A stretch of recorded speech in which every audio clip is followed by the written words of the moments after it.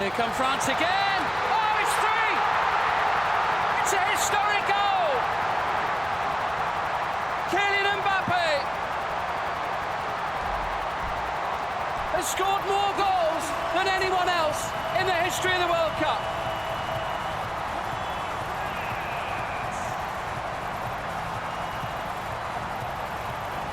He's one ahead of Lionel Messi now. Goal number 22. A little bit of World Cup history in Miami. Oh, it's brilliant from France.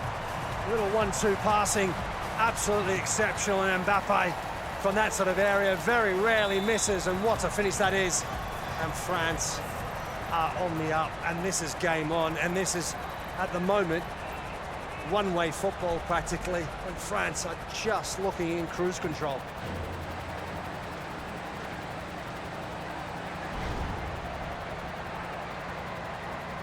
Well, and according to some people, this is a game that doesn't matter too much. Doesn't look that way. What a game! And here comes Mbappe again! England all over the place. And they survive for the time being. But France carry a threat every time they go forward now. The crowd have really come alive inside the stadium. What a match we've got here with...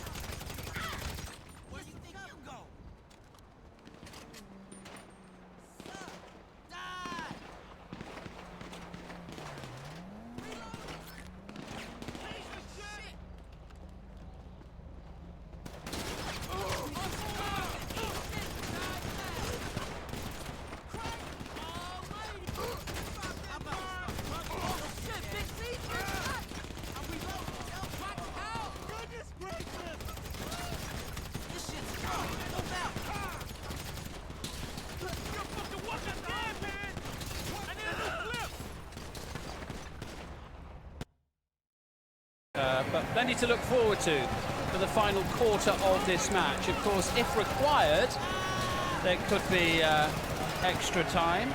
Extra time is very unusual in the third place match, but who knows what's going to happen in this one. England were coasting at half-time at 4-0 up, and suddenly it's a completely different match. This game falls under the umbrella of unusual. 4-0 up, and now it's 4-3. So anything can happen. We're not writing anything off.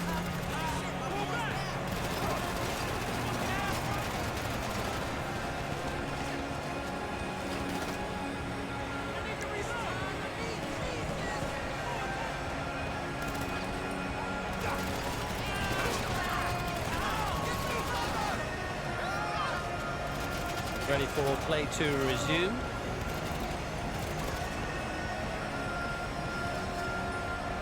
Not a great deal for our referee Jesus Valenzuela to do so far today, apart from keep tabs on the scoreline. England will get the match underway. Just under 20 minutes plus added time to go. Watkins' header. Bonsa in ahead of Barcola. Free kick conceded by Adrien Rabiot. Yeah, sometimes it's a psychological game for England right now. You know, having that 4-goal push and all of a sudden that's been pulled back to only 1 goal. There's a psychological battle going on in their heads. They've got to not panic still. They've got to continue to control the game as much as they can, because they still have that advantage. They still have control. Mark Gay fouled by an over-eager Michael Olise.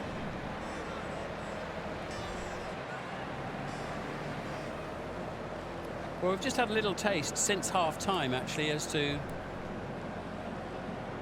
why, for so long here during this World Cup, I think most of us felt that France were the team to beat. I mean, they really have been impressive, haven't they, here? And then suddenly they were completely outplayed by Spain, but until that point, they looked terrific. They did, yeah. I mean, they were obviously completely nullified by Spain, tactically outplayed. In this first 45 minutes, you felt that it was a France side that was certainly hurting massively still after being knocked out by Spain. And it was just going to go from bad to worse, but magical half-time break. The messages from Deschamps and the substitutions certainly played a massive part on this turnaround in this game. Yeah, England and France, the two teams to miss out on the place in the final, but it's the first time that the top 4 ranked teams in the world have finished in the top 4 places in the finals at the World Cup. This is Gerald Quansah, based in Germany these days with Bayer Leverkusen. Rodgers. Plenty of attempts on goal in this match. There'll be more to come, I'm sure. Here's Malo Gusto getting the better of Watkins.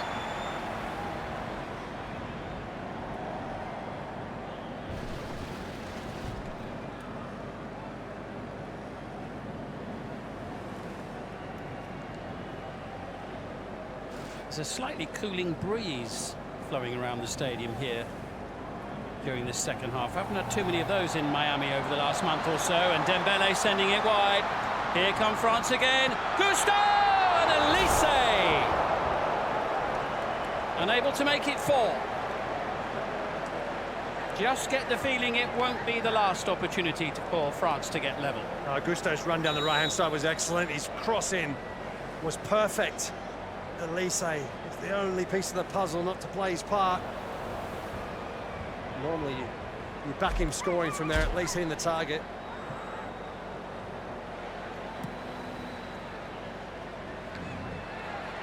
It's an excellent header by Lacroix.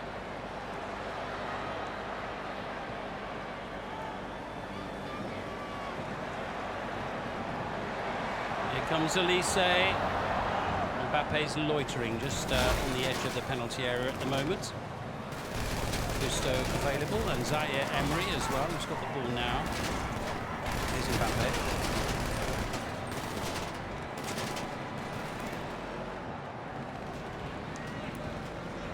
Lovely play, Luca Digne.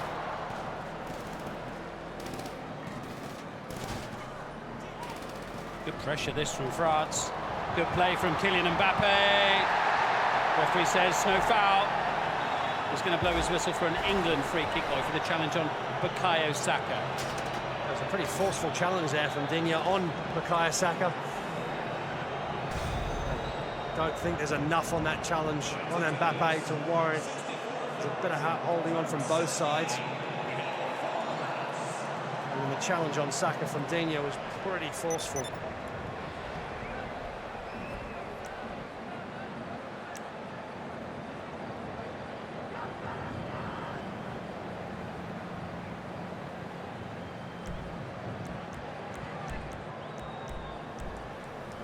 Bukayo Saka certainly felt that, but it seems as though he's going to be able to continue. And then getting ready to make a substitution, Jude Bellingham, who scored 6 goals at this World Cup, getting ready to come on. Rodgers, challenged by Lacroix. England losing possession again. It's been a theme of this second half. Here's Mbappe, and Elise, brilliantly taken and well read by Marquet. Yeah, Marquet, perfectly positioned. Didn't challenge too early. As the ball was in flight, Elise had his leg up, could have easily given the referee a decision to make, hold his calm. Wave after blue wave, heading for the England penalty area. Mbappe, away to Dembele. Gusto. So much creative talent on the field for France, and Ollie Watkins penalised for the foul. I just feel like England need a bit more control in midfield. They're lacking that. Could even be a double substitution. Looks like Elliot Anderson's also getting ready to come on. I mean, that's exactly what England needs. Some fresh legs in midfield, trying to regain some control of this game, because they've lost it in the last, well, for the vast majority of the second half. Yeah, we're going to see Jude Bellingham as well shortly.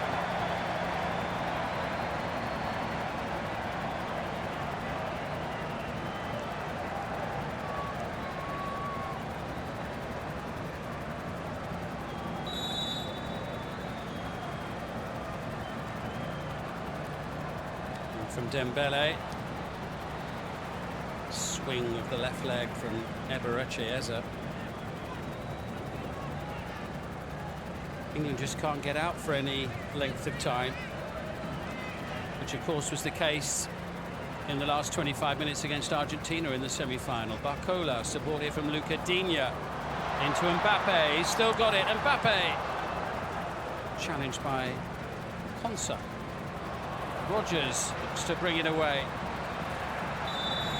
Fouled there by his Villa teammate Luca Digne, but of course I think neither of them will be playing for them next season. Digne, it would appear, set for Paris Saint-Germain, and Rodgers are likely signing for Chelsea in the next few days. England making a couple of changes now. Elliot Anderson and Jude Bellingham will come on. Ivan Toney, one of those coming off.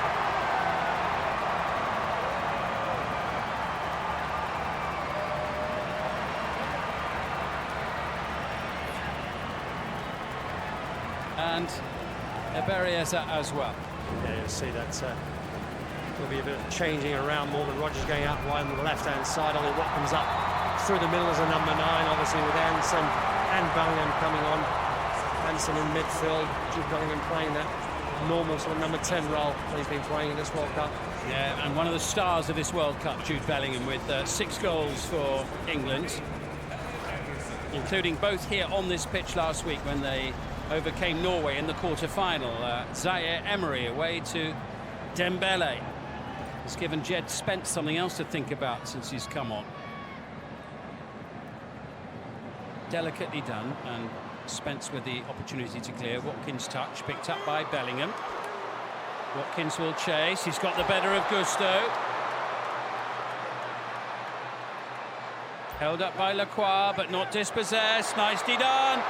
Here comes Jude Bellingham for England. He's only just come on the pitch, and Maignan makes the save. It's Rodgers. Excellent block. And away come France with Elise. England unable to restore a 2-goal cushion. Barcola away from Kwanzaa. Mbappe. Elise, Dembele, Elise! What a chance! What a glorious opportunity. Oh, wow, he's had 2 massive chances, Elise, in the second half. How he's missed, I don't know. I mean, it was brilliant play. It was mesmerising to watch. What lovely football from France.